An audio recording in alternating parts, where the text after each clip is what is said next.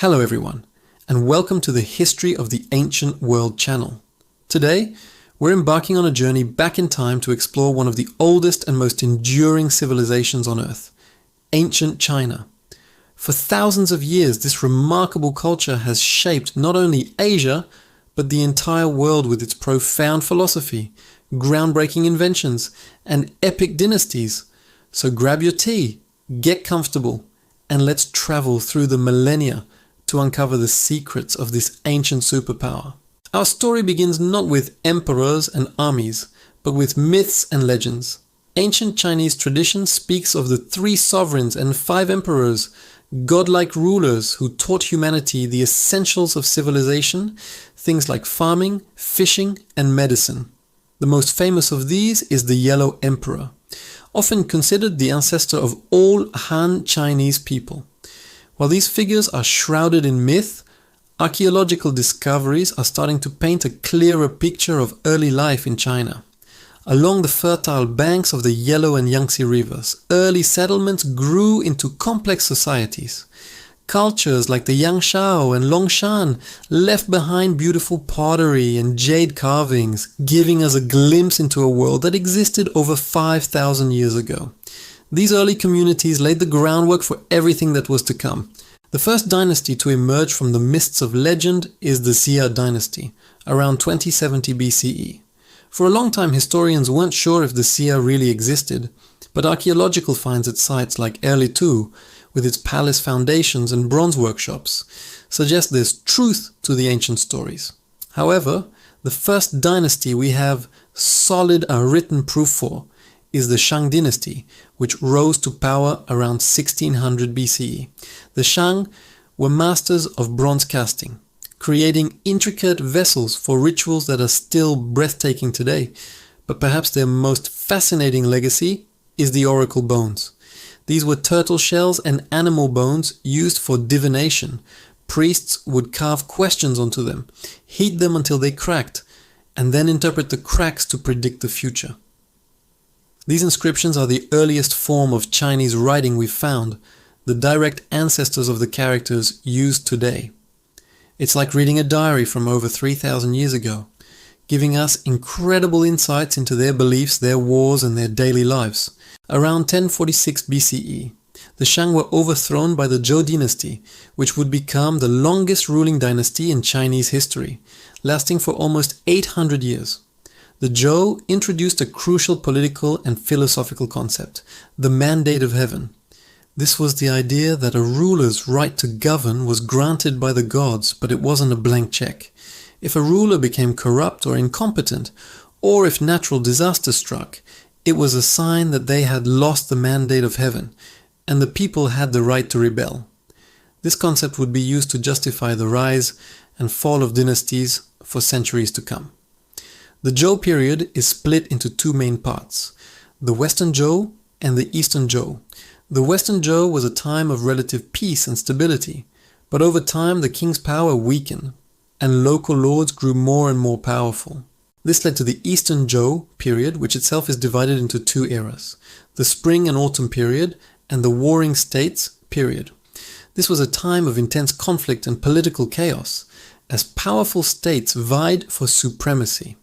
It was a brutal era, but paradoxically, it was also one of the most intellectually vibrant periods in Chinese history.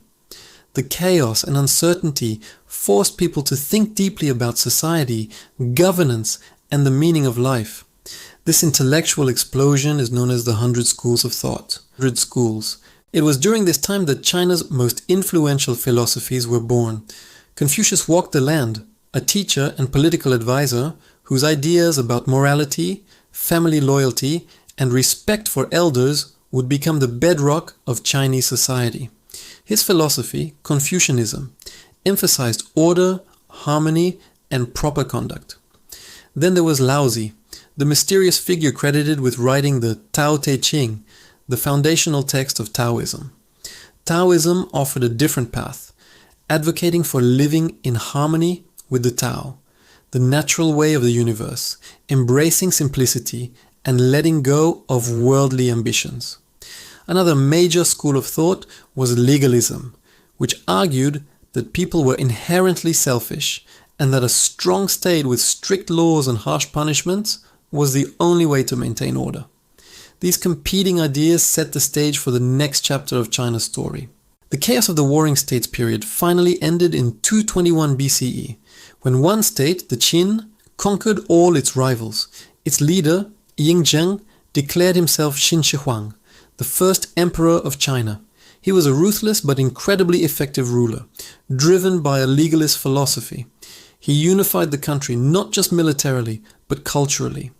He standardized everything: weights and measures, currency, the axle widths of carts, and most importantly, the riding system. This ensured that even with different spoken dialects, educated people across China could communicate through writing, a key factor in China's long-term unity. The first emperor is also famous for two monumental construction projects. He began the initial version of what would become the Great Wall of China, connecting existing fortifications to defend against northern nomadic tribes. And for his own afterlife, he commissioned the Terracotta Army, an entire legion of life-size clay soldiers, horses, and chariots, buried with him to protect him in the next world. Discovered by farmers in 1974, it remains one of the most stunning archaeological finds of all time. The Qin dynasty, however, was short-lived. The emperor's brutality and the heavy taxes he imposed led to widespread rebellion soon after his death. Out of this chaos rose a new dynasty, the Han dynasty, founded in 206 BCE. The Han would rule for over 400 years and is considered a golden age in Chinese history. So much so that the majority ethnic group in China today still refers to themselves as the Han people. The Han dynasty tempered the harsh legalism of the Qin with the more moderate principles of Confucianism, which became the official state ideology. They established a complex and efficient bureaucracy, where officials were chosen based on merit through civil service examinations, a system far ahead of its time. This period saw incredible technological innovation. Papermaking, the compass, and the seismograph were all invented during the Han dynasty. They also opened up the Silk Road, a network of trade routes connecting China to Central Asia, the Middle East, and even the Roman Empire. Silk, spices, and ideas flowed in both directions, making the Han dynasty a cosmopolitan and powerful force on the world stage. From the legendary Xia to the glorious Han, ancient China laid a foundation that would influence the world for millennia.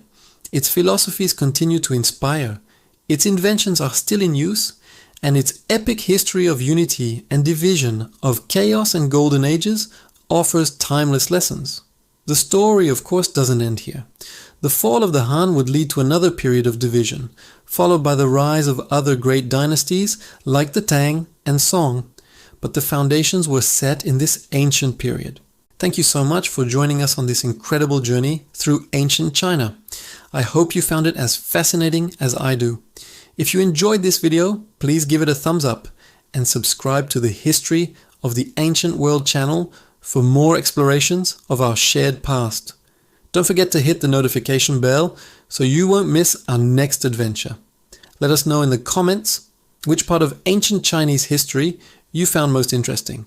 Thanks for watching, and we'll see you next time.